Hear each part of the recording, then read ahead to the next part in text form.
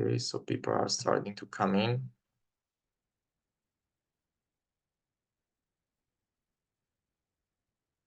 Hi everyone.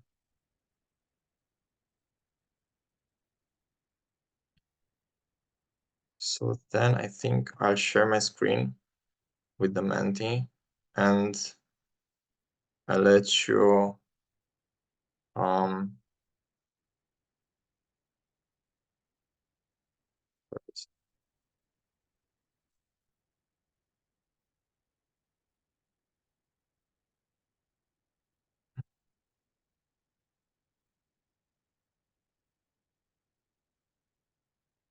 so feel free to scan the QR code and leave there an answer to the question just to see where everybody's mind is with the nature restoration subject. And we'll wait until 6:05 and then start with the presentation and the webinar.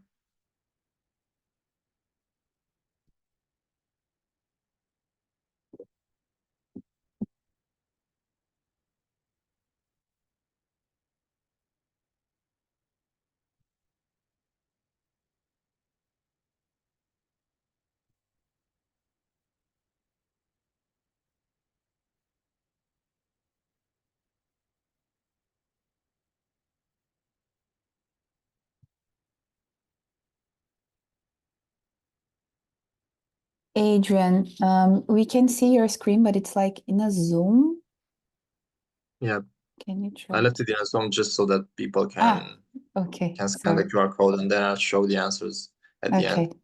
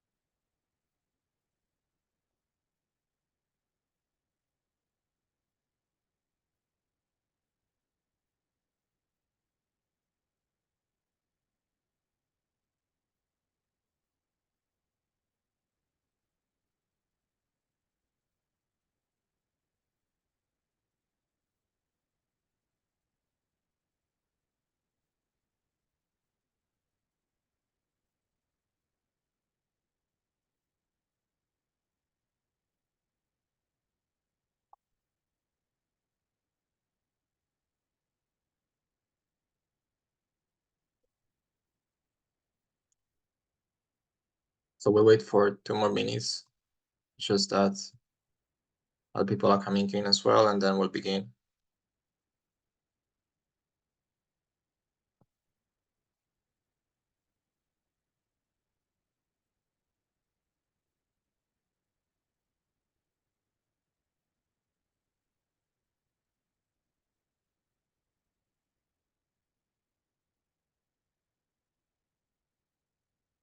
Hi there.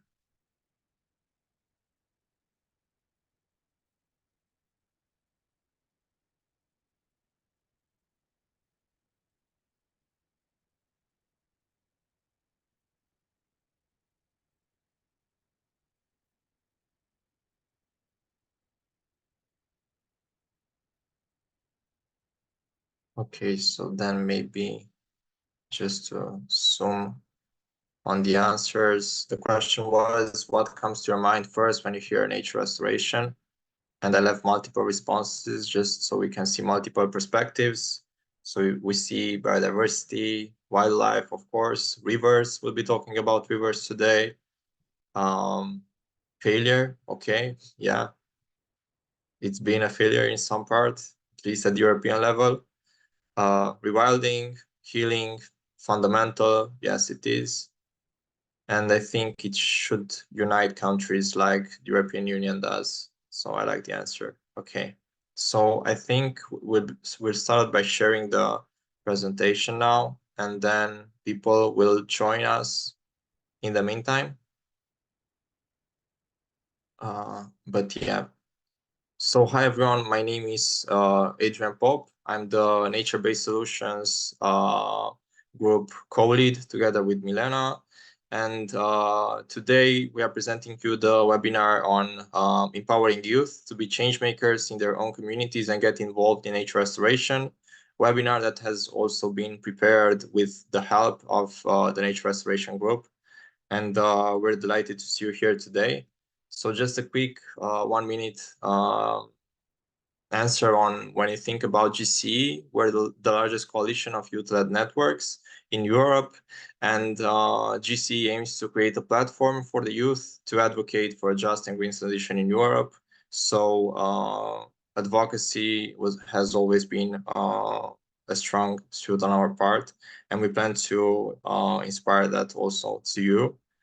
And the two teams are the Nature-Based Solutions team, with Remy, myself, Milena, Eleonora, Mathieu, Emily, Nicole, and our two coordinators, Damiana and Fenia, and the Nature Restoration team, who's been helping us with the webinar, but also a social media campaign, which I'm sure you saw on Instagram and other platforms like LinkedIn. And they are presented by Erika, Sofia, Pauline, Sarah, Sebastian, Noah, Jacob, and also Damien and Fenya as well. So just a quick roundup on what we'll be doing today. We'll shortly go through the nature restoration law, which I'm sure you're aware of, or if not, you'll be hearing from us today. Then we'll present some different case studies, one from RSS and the other one from Etifor with our two speakers. We'll have a quick Q&A session and then a breakout room activity, and then we'll come back to the conclusions. So yeah, now I think I leave the floor to Mathieu to do the presentation on the nature restoration law. Yeah, thanks, Adrian. So hello, everyone. Yeah, I'm just going to make a short presentation on what the nature restoration law is and on nature-based solutions. So to give a bit of context, this law has been proposed by the European Commission in 2022 in a Europe with poorly with ecosystems in poor conditions. We have more than 80% of EU natural habitats in poor bad conservation status.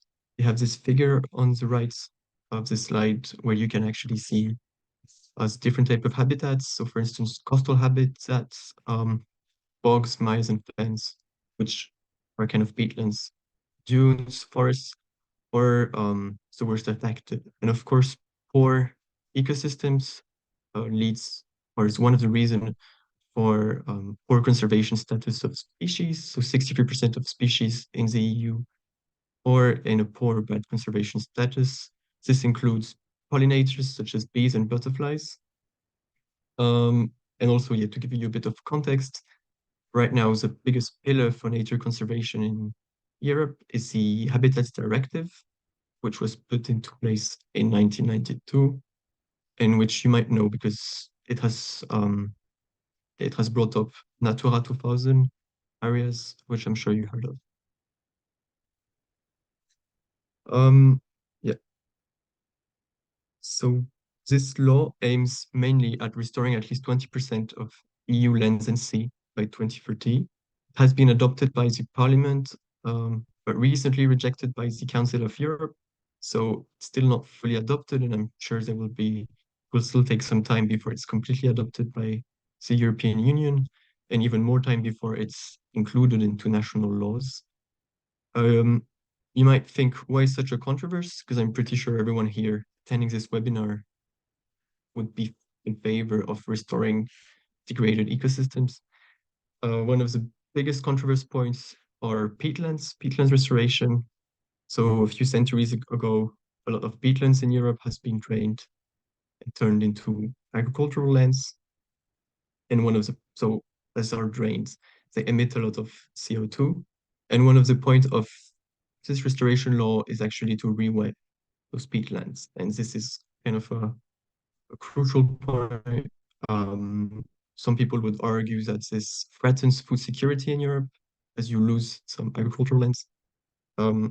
Yeah, I would argue that these kind of arguments can be actually easily debunked. First of all, because you can think of agricultural practices on peatlands, and that there's nothing such as food security threat in Europe, especially if you think about shifting towards a bit more plant-based diets. But that's another subject.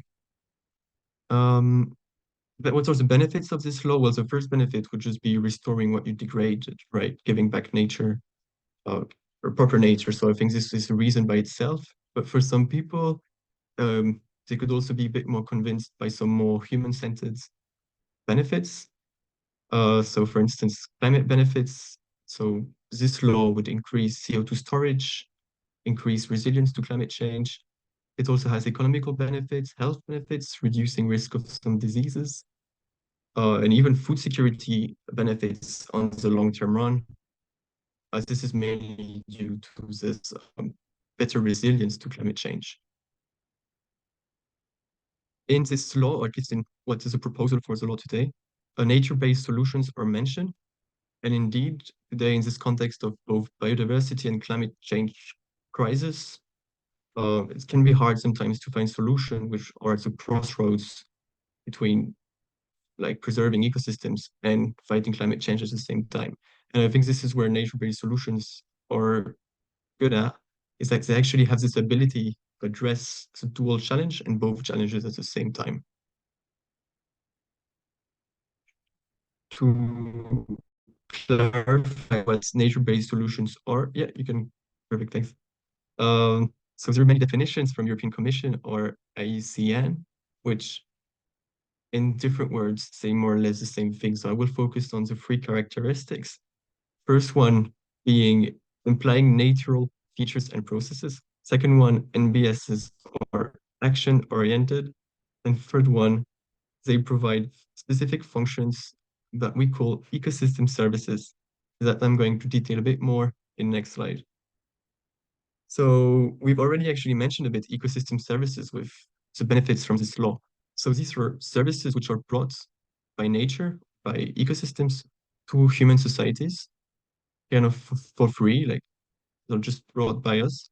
One of the most famous example would be pollination.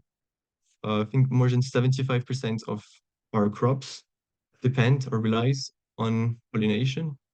So, and this is just something that no one had ever had to think about. It's just pollination exists. And say, we can split them in four different categories. Provisioning services. So for instance, just getting wood for energy, for construction. Regulating services, so sequestrating carbon, or just some water quality, water filtering. Supporting services like photosynthesis, nutrient cycling, and cultural services. So it can be spiritual, aesthetic, and every kind of links human and nature can have culturally. So this can be a bit abstract, but we'll get into more examples. So what kind of measures can fall into NBS categories? So protection and management of natural ecosystems, urban policies that will go towards green infrastructures in cities, and also policies encouraging sustainable agriculture. Here's a bunch of different examples, but actually I think you can just go to the next slide because we'll go to some more different examples. So these examples comes from a survey that has been made by the nature restoration team. And they asked to some people who were taking this survey which kind of NBSs they were familiar with, and the five most like the five ones that came out the most are here, being reforestation, green infrastructure, urban planning, coastal restoration, and stormwater retention. Then we've put some examples, typical examples for those five NBS that you can just easily find in Google. I cannot go in depth all of them, but you can see that there's a wide variety of NBS. It's super large. It goes from reforestation, which will focus on carbon sequestration, limiting erosion, that kind of stuff, to if we take coastal restoration, nutrient cycling, or water filtering. So very diverse type of NBSs, and it can be deployed in very different ecosystem types. And I also wanted just to finish with a few challenges that we actually had to face today. One of the biggest challenges is difficulty of measuring cost effectiveness of NBS, and that's quite an issue, especially for politicians, because they want to know, like today, if they invest €1 in this, if they will actually get this euro back, and when will they get it back? This can be super hard to measure because it's usually about avoiding future costs, and it's often hard to measure, and that could explain a lack of investments in NBS. And I would also argue that one of the biggest challenge is the lack of general public on NBS. Actually, it's not something which is super known, and a lot of people haven't really heard about this. So I think this is why this kind of webinar are super useful. And there's definitely a need for education and for advocacy, which is the point you guys will actually work on a bit later in this presentation. Yeah. And I think that's it for me. I will give the floor to Nicole. Thank you, Mathieu, for your presentation and for explaining to us what NBS are and to give us some insight about net restoration law. We will move into our second part of our webinar, which is the presentation given by our speakers. Today we have Juan and Anaëlle, which I thank you so much for joining us today. We will start with the presentation given by Juan. Juan is a project manager for Etifor, and he is a forestry engineer. I will leave the floor to you, so you will have time for explaining us what your work is about. Okay, thank you, Nicole. I will share my screen.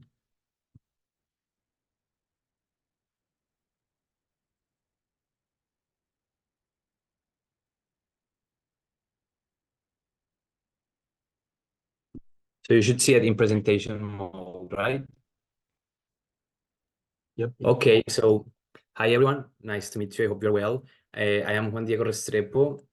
I work for Etifor Valuing Nature, and I will try to give a presentation about, in my opinion, what is the role that youth can play for driving change in the field of nature-based solutions, but at the same time, what this field can bring to youth. So it's a very brief presentation. I will say some words about my professional background and trajectory, then about the current role that I have in Etifor and my experience related to NBS projects. Then I will briefly present a concrete example of a project in which I'm working, and then finally some conclusions.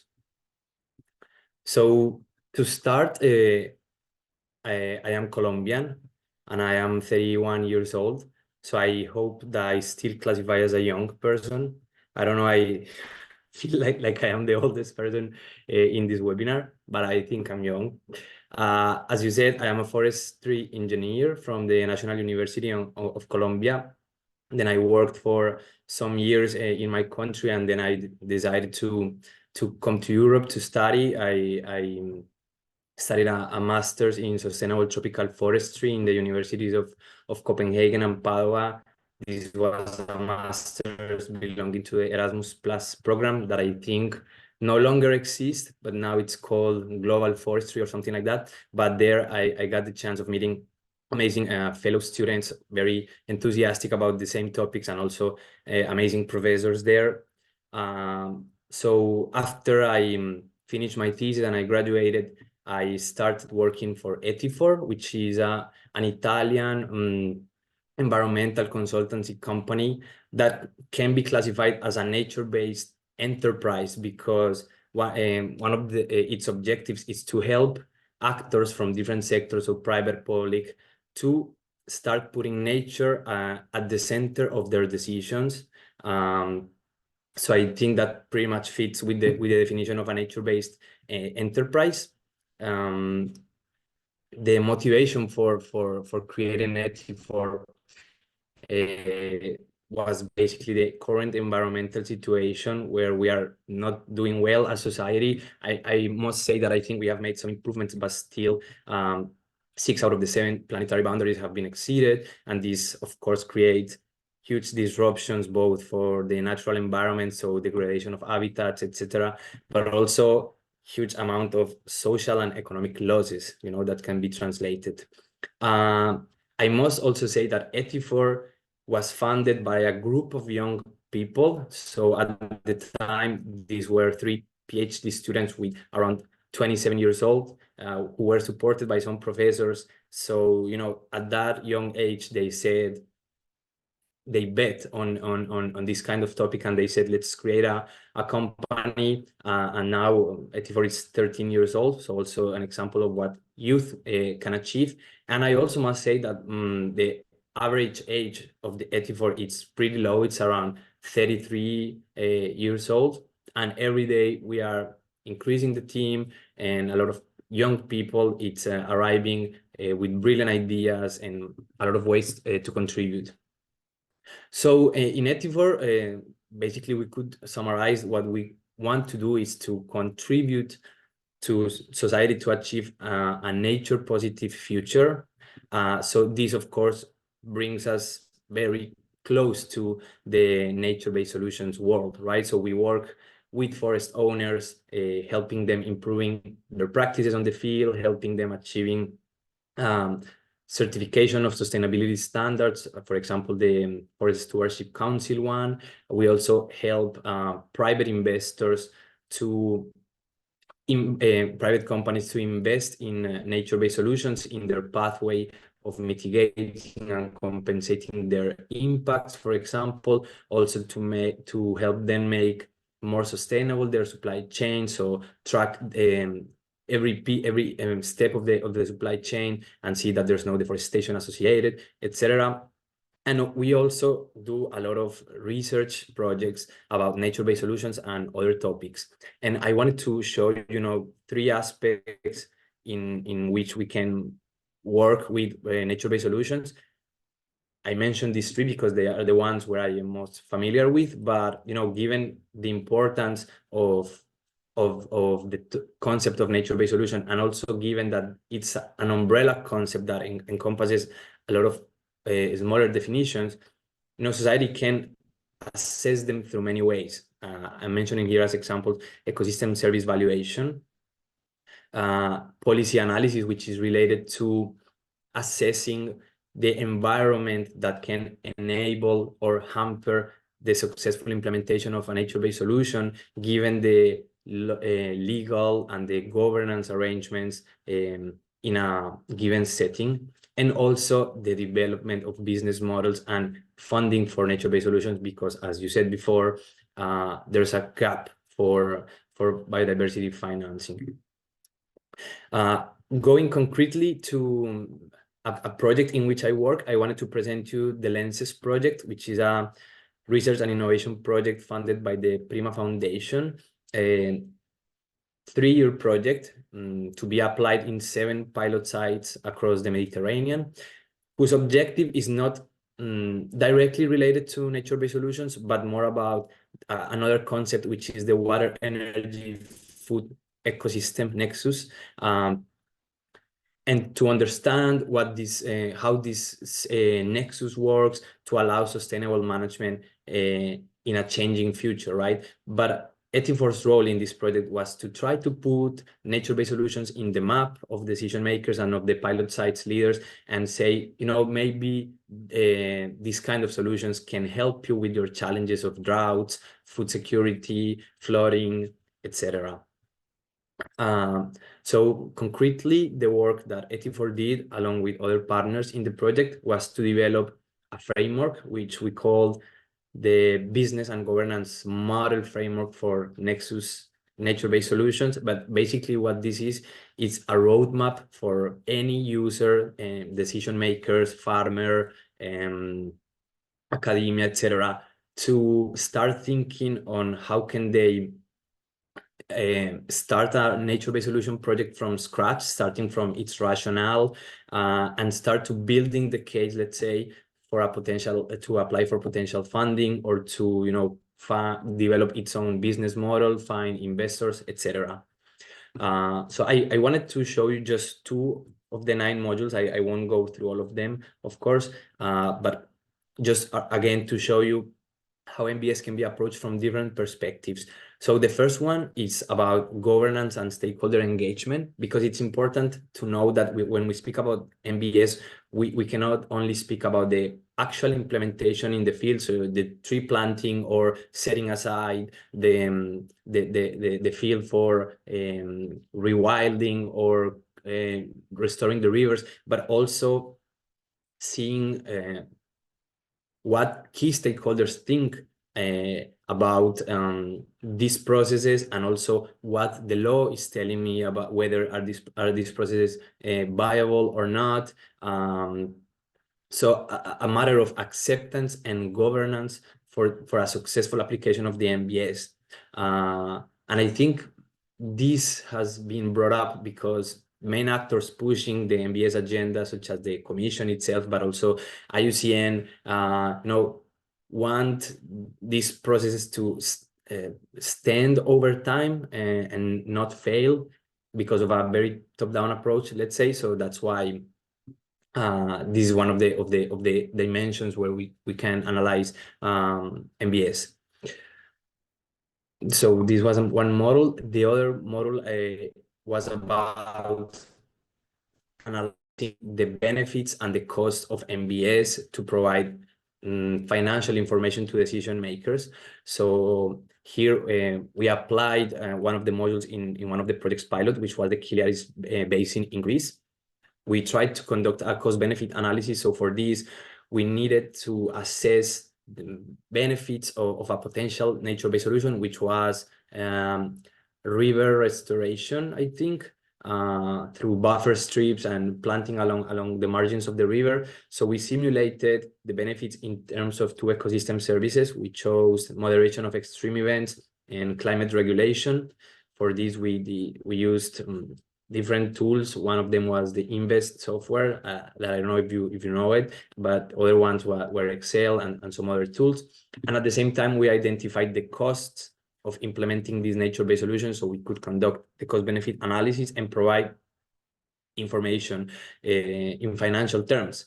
That, of course, is full of uncertainties, but can help to plant the seed, let's say, of considering these kind of projects in the decision makers' minds.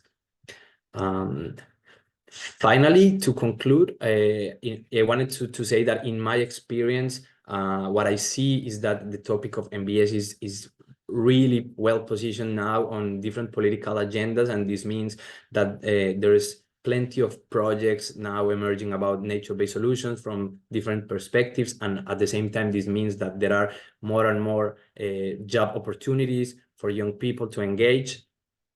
The second conclusion is that, you know, due to the transversal role that nature-based solutions have for society, there's a need in the field for multiple sources of knowledge. So it's not, I don't think this is a field only restrained to biologists or ecologists or forestry engineers, but also to architects, lawyers, urban planners, any kind of engineering, social science. So yeah, this is another conclusion. And the third one is that I think that the field of study of nature-based solution is pushing us really to relearn the way we see nature. And this also means, you know, the way our professors and people with a bigger work trajectory, let's say, than the youngs see nature, and young people can play a fundamental role also, giving their own contributions and helping to generate, let's say, this intergenerational knowledge. And with this, I finish. So thank you very much. Thank you, Juan. Thank you for your presentation and for bringing to us your experience. We will now move to our second speaker, who is Anaëlle. She's a postgraduate passionate about biodiversity, social sciences, and politics. She works at Recess and she's in charge of the National Student Consultation. So I will leave now the word to you. Okay, hello everyone. Thank you very much to Generation Climate Europe for having me. I'm gonna share my screen. Okay, can you guys see it? Yes. Yeah, it looks, yeah. Okay, perfect. So, yeah, my name is Anaëlle. I am in charge of the studies and the campaign of one of our projects at the RESES called the National Student Consultation. And I'm going to, so one of our main focus at the RESES is ecology, solidarity, and students' expectations towards higher education. So a quick overview of, quick overview of what I'm going to talk to you about today. First, I'm going to talk about the RESES. Then I'm going to move on to the National Student Consultation. And then we're going to talk about our ongoing campaign called Shake Your Campus. So the RESES, Réseau étudiant pour une société écologique et solidaire, Student Network for a Sustainable and Inclusive Society, was founded in 2007. We're based in Paris, but we're also operating in 5 other cities in France, Lille, Rennes, Lyon, Bordeaux, et Montpellier. We're a national network composed of around 200 members associations. Our main goal is that we aim for a profound transformation of higher education and institutions. So that includes shedding light on students' voices and challenges, as well as making sustainability a core module for all academic programs. And we also want to make higher education campus more sustainable in all aspects of their organization, whether that's in terms of partnerships, purchasing policies, use and management of resources, etc. So to reach our goals, we have 3 missions: to mobilize, to form, and to speak for students. We want to mobilize our network of organizations with whom we share similar goals and values. We also want to share knowledge and skills through formations, guides, and events.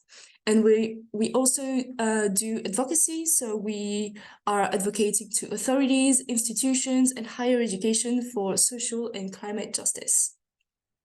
So moving on to the National Student Consultation, la Consultation Nationale Étudiante, which we call the CNE.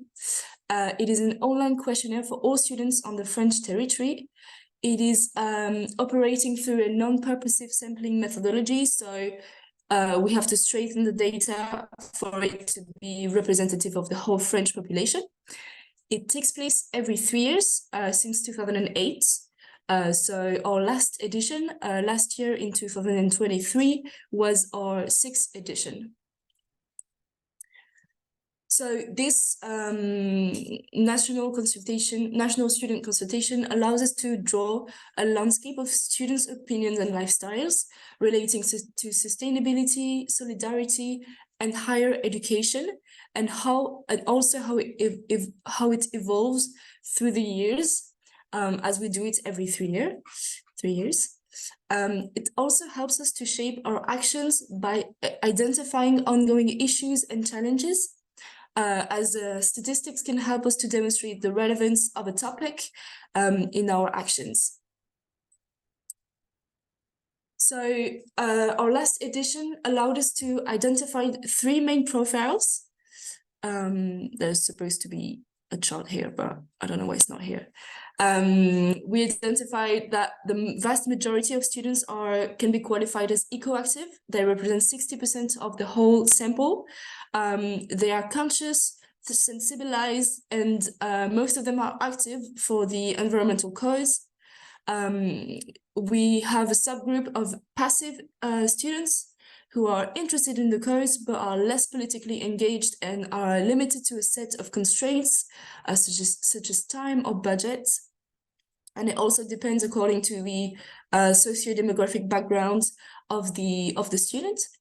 And we identified also a minority of anti-ecologists that represent 4% of the whole sample.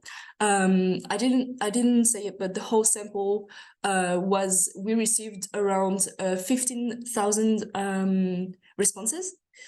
So these students are they can be indifferent, suspicious, or even against these codes. And we also identified 4 main themes. So the first one being student engagement. We noticed that 70% of students support the ecological cause and 16% of them are activists. The vast majority of students consider mobilization as effective to fight against environmental challenges. But half of students are limited by time to get involved in volunteering and other activities on this topic. So we at the RESES, we advocate for higher education to encourage and value student volunteering. On the topic of the alimentary offer on campus, only 31% of students think that the alimentary options on campus is sustainable.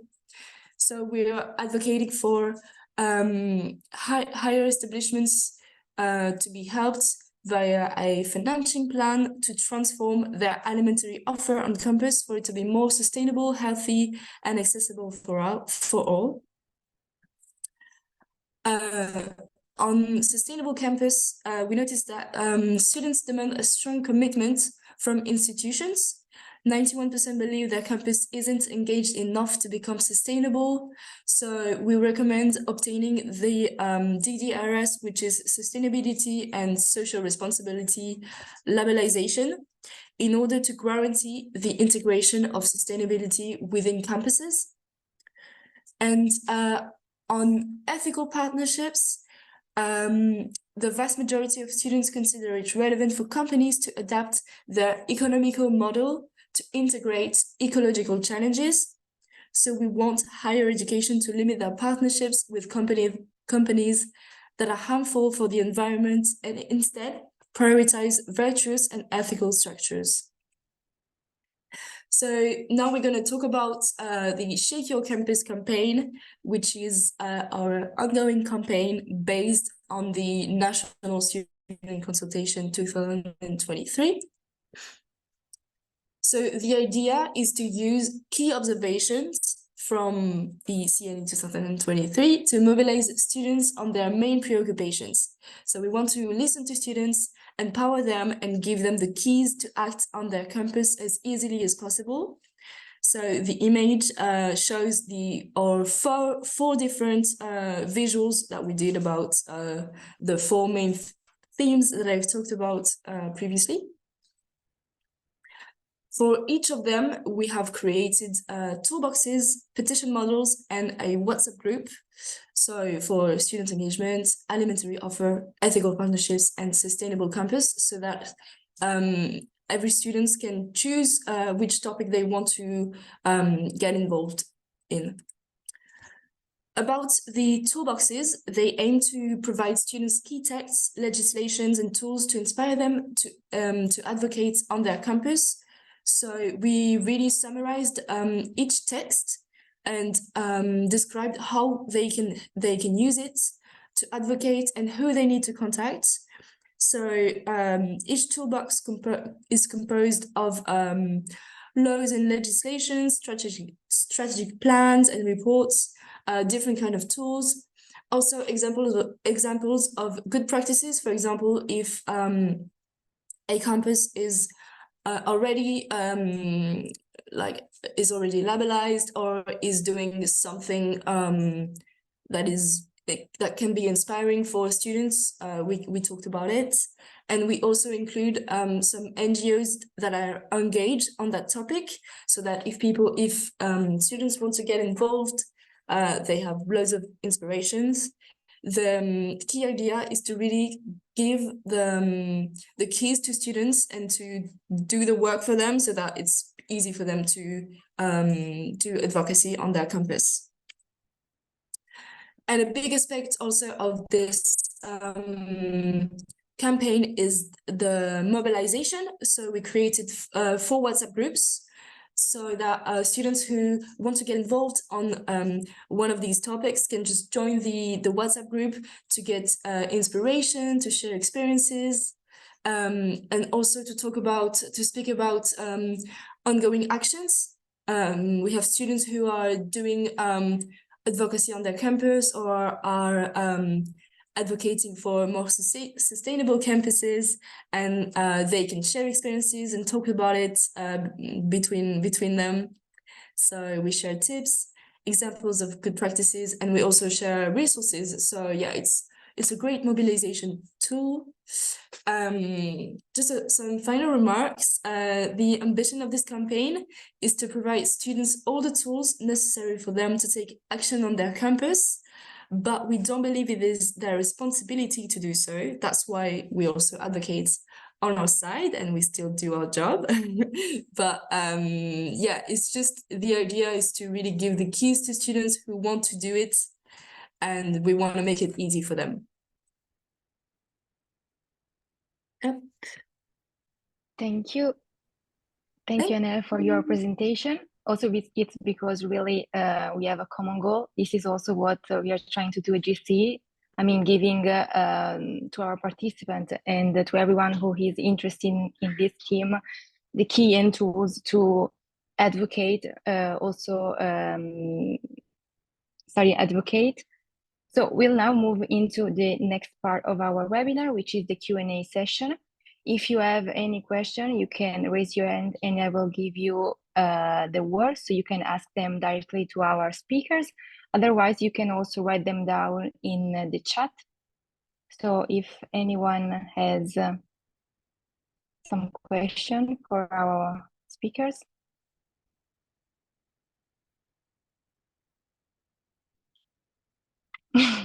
Milena, go. Yeah, thank you for you both for your presentations. It was very inspiring. Actually, I have one question for each of you. So, Juan, you were talking about funding and that the Lenses project was funded, for example, by a foundation. We also have a lot of of projects, for example, funded by Horizon Europe or Horizon 2020 or something. I would like for you maybe to list some of these funding schemes maybe, but since also what Mathieu was saying that this is one of the challenges, so what's your perspective on that? And if you could also list some NBS examples that you used in the Lenses project. Thank you. Okay, so regarding the first part of the question, it comes to my mind, the traditional grant projects such as the Horizon Europe and the Prima Foundation. It belongs to the Horizon program, but it wants to focus on the Mediterranean region. So it also includes countries outside Europe belonging to the MENA region. But in fact, it belongs to the same, let's say, budget. Then specifically for nature restoration, there's the LIFE program, also by the European Commission. The Erasmus program can also be related to that as long as it's connected to education. And then more in a global scale, it comes to my mind, projects by the Global Environmental Facility, the International Climate Initiative.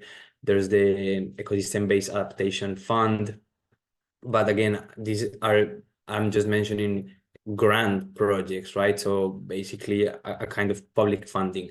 What I think, and it's also what Mathieu said, the challenge is to involve the private sector in investing in nature-based solutions and in nature in general. There are some examples of investment funds that do not only focus on economic indicators, but also other aspects such as social and environmental, so the ESG aspects, let's say, such as the Mirova Fund, which I think is French, and there are also some other examples. I think, yeah, the tricky part and where society and academia should be focusing now, it's to promote more the blended finance schemes to really upscale nature restoration at a larger extent and to mobilize the funding that is missing. I don't know if I answered the questions. Yes, thank you. Okay, thank you. Peter, you have a question? Yeah, thank you. Sorry if my lighting is not good. I think I've met a couple of you, maybe not most. But my question would be maybe one, do you have any projects focused on Africa? Asking this biasly, of course, because I come from Africa and I'm also leading a nature-based solutions restoration project here in Kenya. It's called Inuka. You can check it out. And we are working with a group of young people, obviously, on the same, and we will be happy to share knowledge, experience, learnings, and also see how we can collaborate around that. But also number two, that in terms of academics, I was thinking also to do something around nature-based solutions, restoration, nature finance and things like that. Obviously, I did a postgraduate certificate with the Yale School of the Environment on tropical forest landscapes, restoration, conservation, and sustainable use. But I'm thinking to upgrade it. And I don't know, I've really hit a deadlock around how I can go around it, especially securing a scholarship to explore some opportunities around masters in nature-based solutions and restoration. So any insights around that will really be appreciated. And also, how can we keep in touch? Thank you.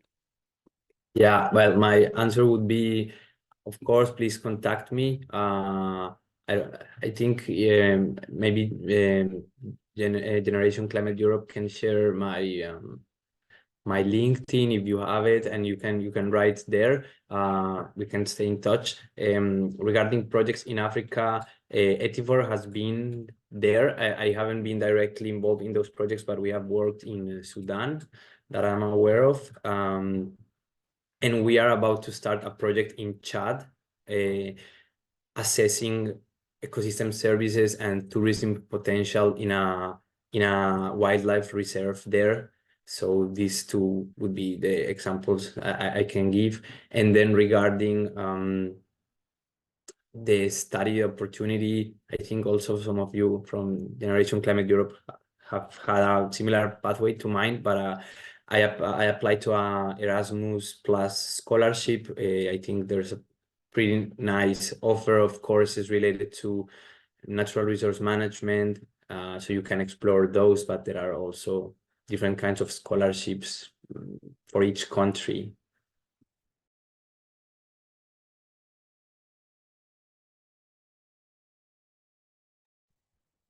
Okay, thank you.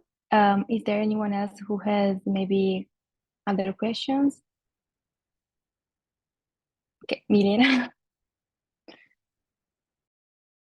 I have so many questions, but if anyone else wants to jump in, feel free to do it.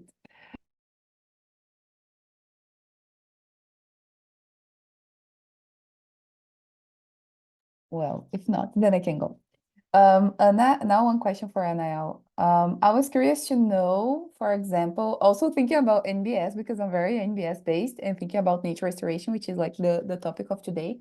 But for example, did you see any examples of, I don't know, like community gardens or green spaces in universities to increase, I don't know, for example, pollinators, or to increase a little bit biodiversity on the campuses? And the other question is, you did an amazing work in Rosés, like with all these templates and everything. But I was wondering if you know other institutions similar to Rosés, but in other countries, if you have like a bigger network, you know, of all these networks. Thank you. Thank you for your question. So about increasing like biodiversity on campuses. I think we do it at the Resis, but it's not one of my main topic. But I remember when I was in university in London, I think it was quite a bit. I've seen loads of university implementing this. I don't know if it's as big in France. I'm not sure. But regarding other associations, so yeah, we're based in France.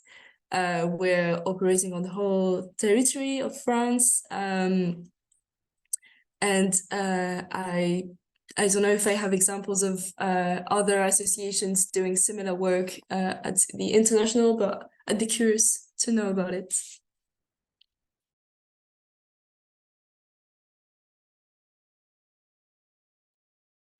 So thank you, Anaëlle, for your answer.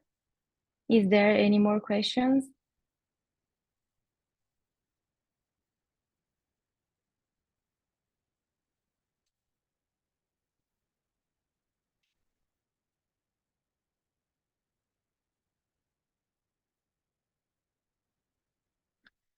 Otherwise, I will have one question to ask for Juan.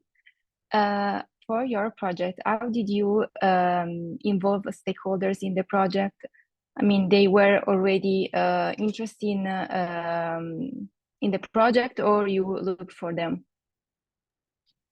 Yeah, well, the project had 7 pilot sites, right, where we were trying to test the methodologies developed in the project.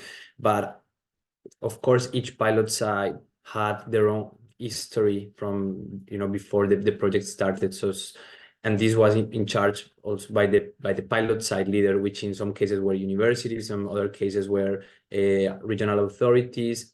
And in some parts, let's say the governance process around NBS was more or less advanced. So in some cases, they had already had some dialogues about, how to address the challenges that they had. For example, in the Greek pilot that I show you, there's a stakeholder group pre-conformed from some years ago. So now it has become like a kind of an institution in the area. So it was easier with the project just to arrive because it was already consolidated. Whereas in other pilot site leaders, we didn't manage to reach stakeholders so much because it was starting from scratch, and sometimes these processes take more than 3 years, right? So that more than a project's lifespan.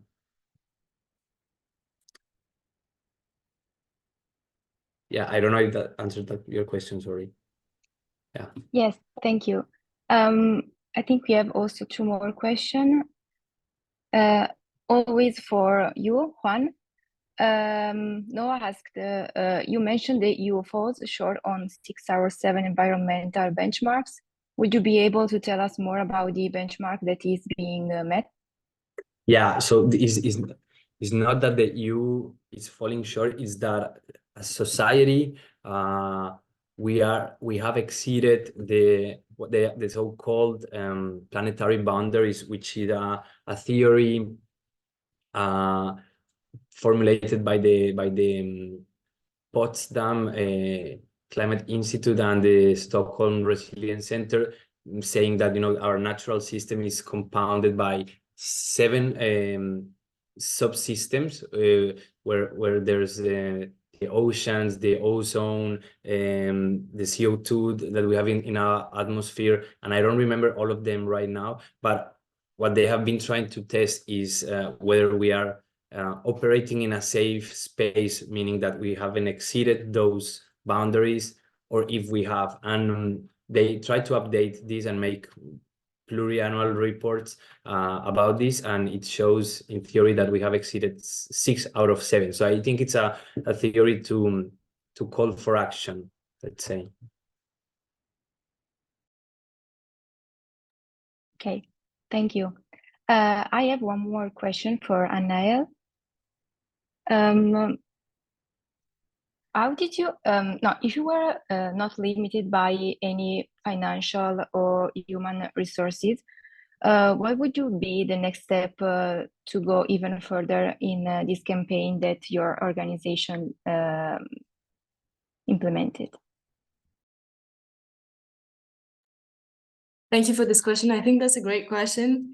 I think one way to improve this campaign, obviously it's a campaign that we're going to do on the long term until our next national campaign in 3 years, so we have a lot of time, but obviously the ambition of this campaign is to encourage and give the keys to students to advocate on their campus for more sustainable campus.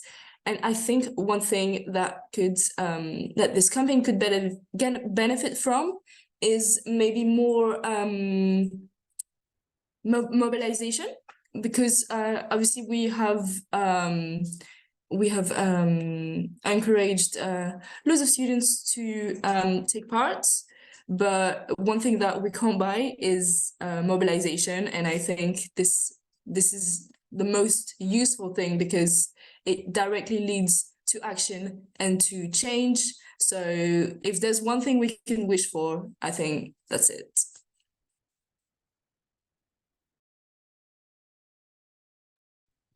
Thank you so much for your answer. I don't know if anyone else wants to raise your question.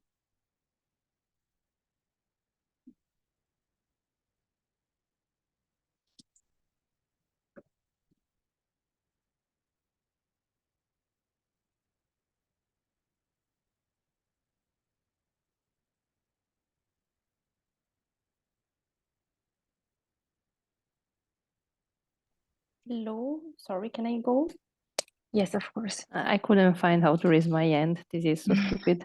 I have a question for Anaëlle. Like I was thinking, also thinking one moment to what Milena said. Like it's huge. The survey that you did, like 15,000 students replied, if I remember well, and I was wondering whether this exercise, this work can be replicated in another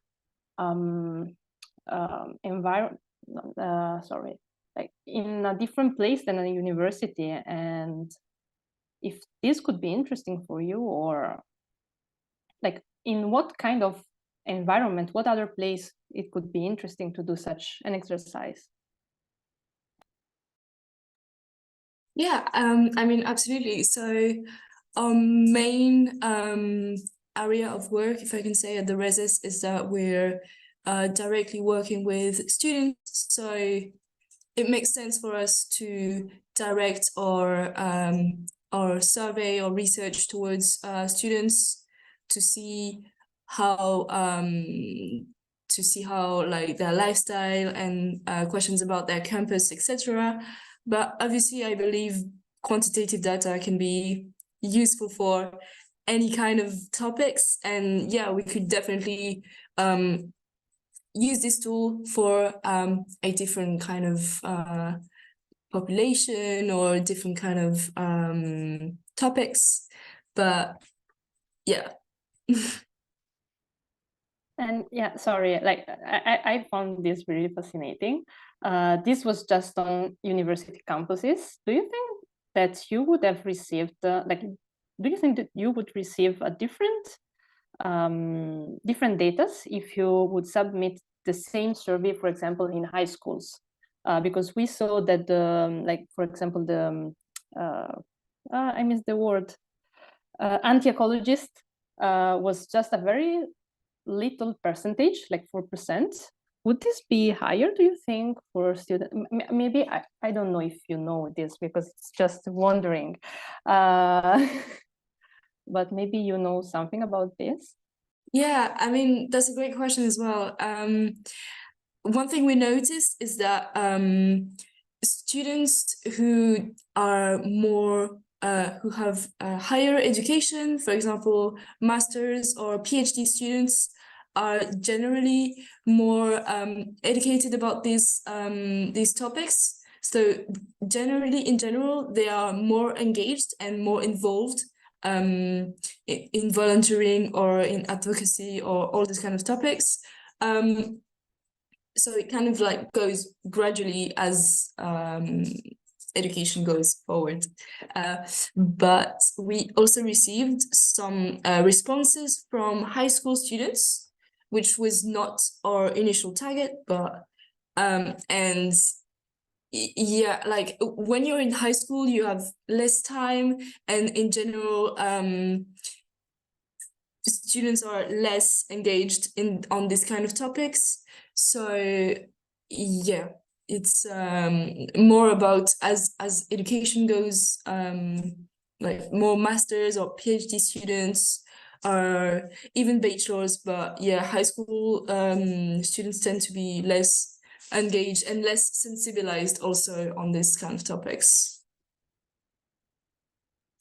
Thank you very much. So like the idea is that you get sensibilized, that you get aware during your university studies. Thank you. Okay, thank you so much for your questions. I will now move into the last part of our webinar, but before I want to inform you that we prepare a really helpful document, which is our toolkit, which will be sent to you in the next days where you will find some free courses about NBS and natural restoration law. So we will send you to you in the next days, and I will now leave the word to my colleague Milena, which will explain to you our activity. Hello, everyone. So I'm Milena. I'm gonna guide you through our interactive activity. So since we are not a lot, we are still gonna be in the plenary. So we're not gonna split in breakout rooms. But I'm just gonna share my screen for, wait a second. And if you can tell me if you can see my screen, when you can see my screen actually. Wait a And second. yeah, just before Milena, just a second, we wanted to thank Anaëlle for her presentation, for her presence today. I know that she's busy, and yeah, thank you so much for being here today. Thank you so much. Thank you. Enjoy the Bye. activity. Bye. Thank you. Bye. Bye. Thank you. Bye. Yeah, so can you see my screen now? Yep. Okay, nice. So yeah, so taking advantage of Juan, who could stay here for this activity, we would like to for you to think like in a group. We are going to present a real case study. So we would like to think, for example, how would you advocate for, or how would you directly use the NBS the nature-based solutions that we were talking about in this webinar in an unhealthy river in Spain. So I'm just going to give a little bit of the context of this river, and then we can just brainstorm about, for example, how we could advocate as citizens, as a private company, as, for example, a student network inspired by all these talks that we had now. So just to give a little bit of context, this is a real case study, and it happened near Barcelona in Spain. So what happened is that this city called Granollers. Sorry about the R, just a lot of languages in my head. So this city started growing in the outskirts of Barcelona, and it started growing also near this river. And what happened is that they had three main issues during the timeline that the city was growing. So of course, the river was very polluted. These pictures are not from the river, unfortunately, but this is how I imagine a polluted river. And there were also the development of exotic and invasive species, which are not ideal. And they also had a lot of these very old hydraulic materials. So thinking about nature-based solutions, thinking about trying to restore this river, we would like to get some insights from you, for example, or just really to brainstorm a little bit about what kind of actions would you put in place for restoring this river? And for example, which kind of institutions you would contact? And we would like also for you to think, to choose a role to think. So for example, you can try to play a role and represent a private company. So for example, thinking about the role of Juan in a private company, how would you use nature-based solutions for restoring this river? Or which organizations, which people would you reach out to try to develop a project, you know? Or for example, if you are a tourism agency, who would you contact? What activities would you do? So who would you pressure, for example, for changes? So this is more or less the kind of thought that we want you to have. So now I officially open the interactive activity, and I think you can raise your hand, for example, so we can have this structured. Milena, And sorry, I think the yes. presentation is frozen on the Q&A slide. Oh, no. Wait a second. Sorry about that. I don't know why it's frozen, actually. Wait, I'll stop sharing and then I'm gonna share again. Share screen. What if I do it now? Yeah. Let me understand what is going on here. What can you see now? Up, I think now it's good. Sorry about that. What about now? I'm gonna try to do it like this. Yeah, oh no, it's still paused. Well, maybe we can do it with the Canva, so we are sure that you can see the presentation.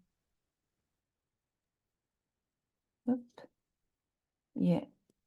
Now you can see, right, the activity in the breakout rooms. I can try to make it bigger. Here. Yeah, you can see it.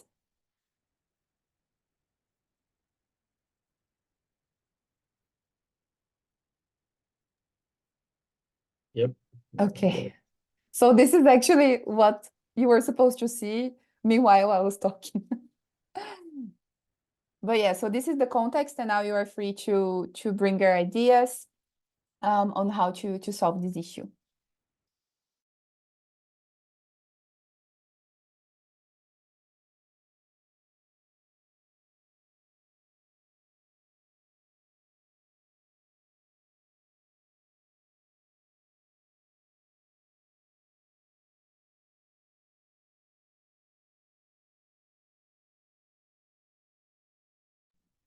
I believe you can raise your hand. So for example, if you are a bit confused about that, you can just freely open your microphone and start talking, or maybe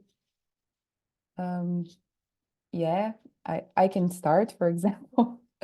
So thinking about this issue, the first thing, I mean, I'm also a forest engineer as Juan, so I think a lot about the pollution and the exotic species.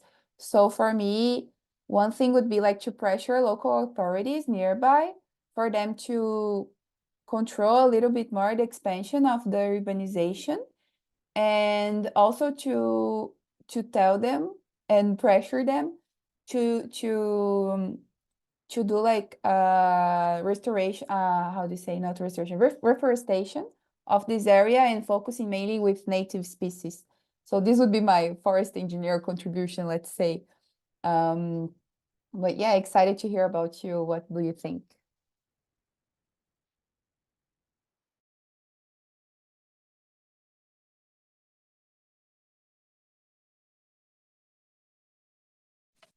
So can you hear me?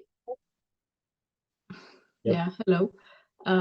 So like one idea I always have in this kind of situations where there is like pollution and people like in a specific area is like getting involved the academia. If there's a university in the city, it usually really helps if academics of biology or like relevant fields are motivated to speak about it, because the way what they say usually carries a lot of like importance in our society. So that could be also an approach, maybe.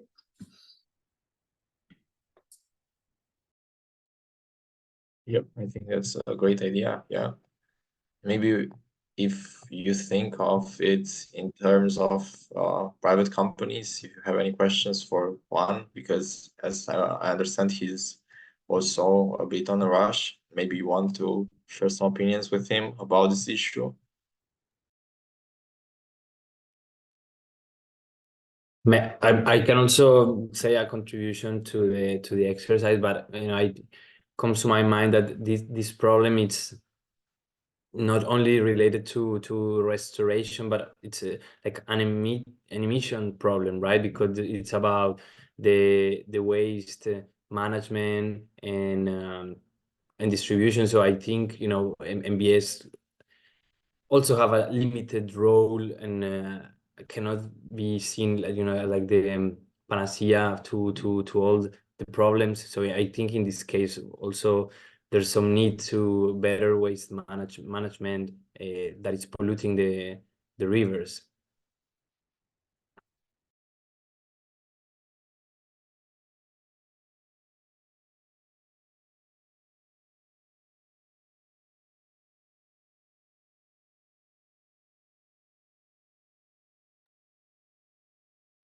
Okay, I'm just gonna try to wrap up and giving time for you to think more about it. So for now, we have waste management activities involving universities and also putting pressure on local authorities, for example, to use native species. What else could we do?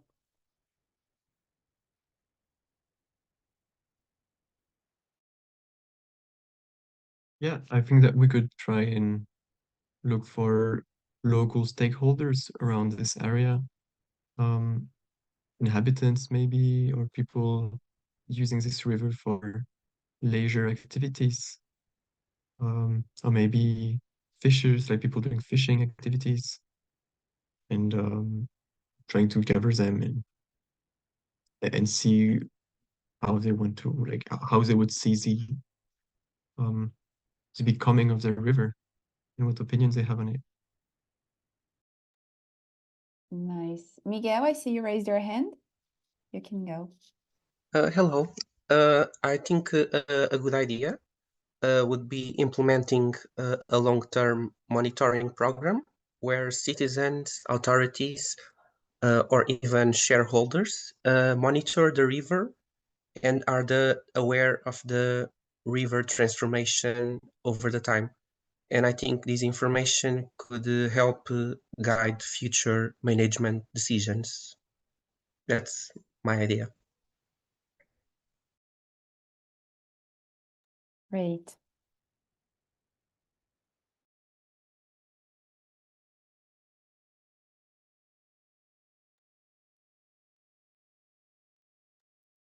If I can add something, but I really don't know.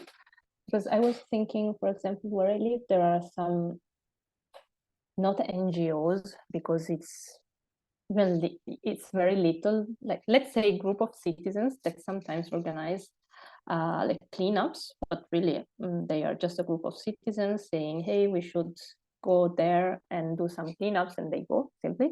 And sometimes there's not even an organization. But if I have to imagine on like these two pictures, I was wondering maybe this is an unhealthy polluted area of a river because it's quite far from everything. So maybe I was also thinking of making this a sort of touristic place where people can go and walk, so that like the stakeholders that were mentioned previously could be somebody organizing, like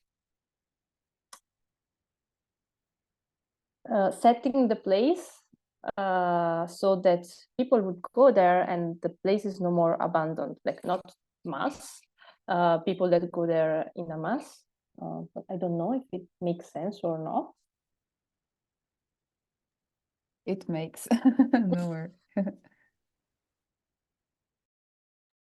Okay, I'll leave you with 1 more minute to add your insights and then we will wrap up.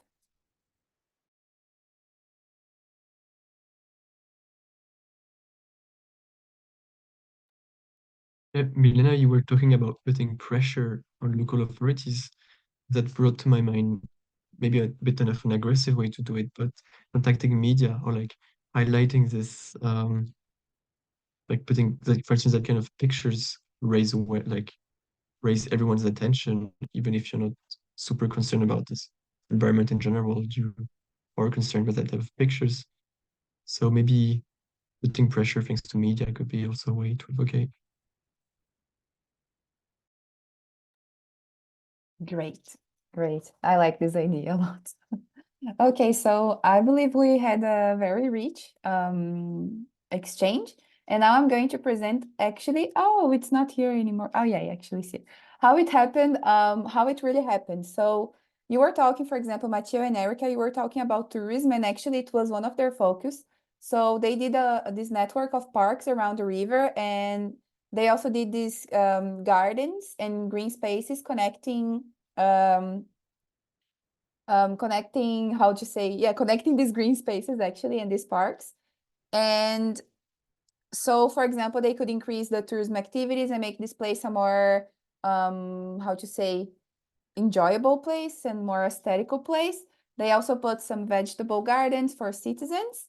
And what I found really interesting, since we're talking about advocacy, is that they create an environmental educational center, and they also did a lot of work explaining and engaging citizens in the recovery of the river and its surrounding environment.